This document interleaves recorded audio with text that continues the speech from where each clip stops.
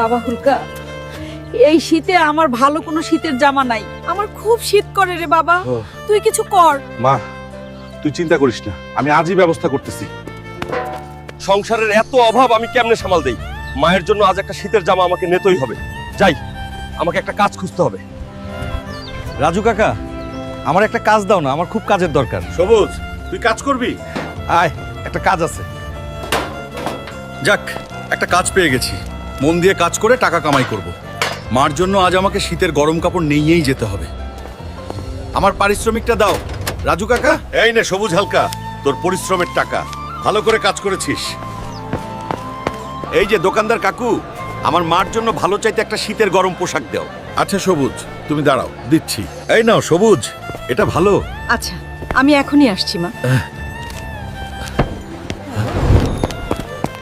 আজ মা অনেক খুশি হবে শীতের গরম কাপড় দেখে।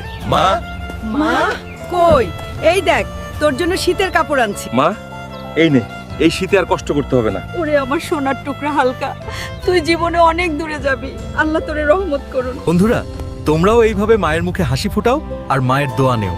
ভিডিওটা ভালো লাগলে লাইক আর সাবস্ক্রাইব করতে ভুলো না।